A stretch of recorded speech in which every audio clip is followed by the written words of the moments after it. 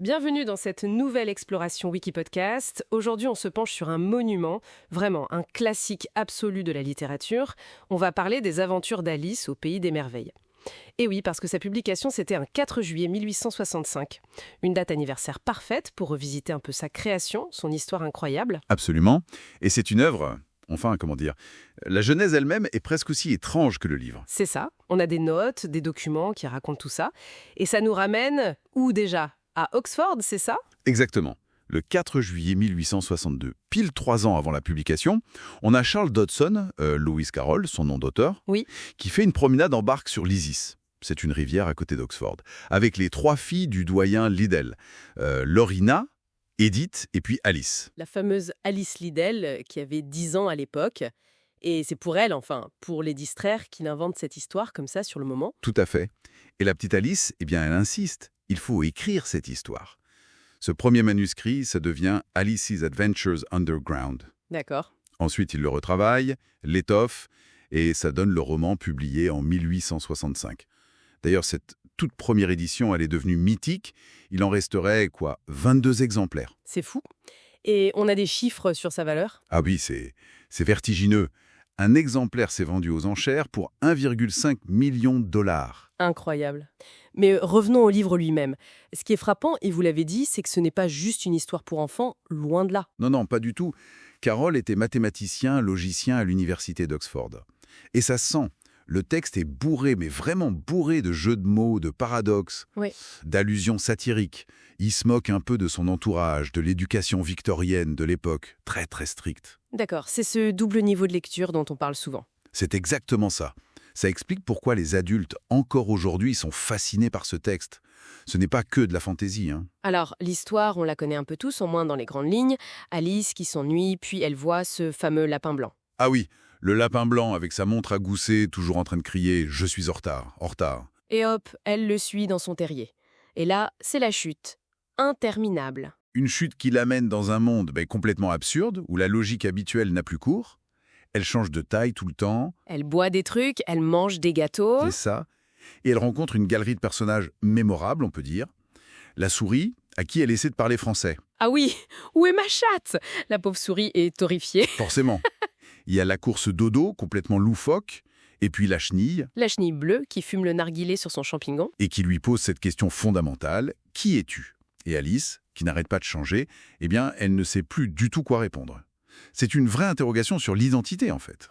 Et le chat du Cheshire, mon préféré, je crois. Celui qui disparaît petit à petit. Jusqu'à ne laisser que son sourire flottant dans l'air. Une image incroyable. Une pure figure de l'abstraction de ce qui est insaisissable. Carrément. Et il y a aussi des moments plus angoissants, peut-être. Le thé chez les fous, par exemple. Ah, le thé chez le chapelier fou, oui. Avec le lièvre de Mars et le Loir qui dort tout le temps.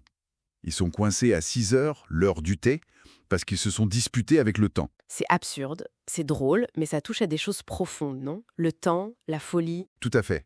Et même des concepts mathématiques, certains disent. Cette idée de tourner sans fin autour de la table. Oui, j'ai lu quelque chose là-dessus, une histoire de modulo n. C'est une interprétation, oui. Comme les heures sur une horloge qui reviennent à 1 après 12. Carroll s'amuse avec les structures logiques. Pensez aussi aux multiplications bizarres d'Alice, genre 4 fois 5 égale 12.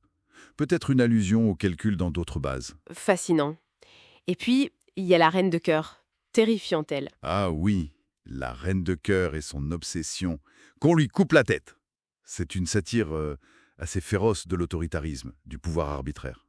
On le voit bien pendant la partie de croquet absurde. Oui, avec les flamants roses comme maillet et les hérissons comme boules. Et surtout pendant le procès final. Le procès des tartes volées. Complètement grotesque. C'est ça, une parodie du système judiciaire. D'ailleurs, Alice finit par être épuisée elle-même avant de, se réveiller. Et tous ces personnages secondaires, la duchesse, son bébé qui se transforme en cochon, le griffon, la simili-tortue, certains disent qu'ils pourraient être inspirés de vraies personnes. Oui, c'est une théorie assez répandue, notamment grâce aux travaux de Martin Gardner.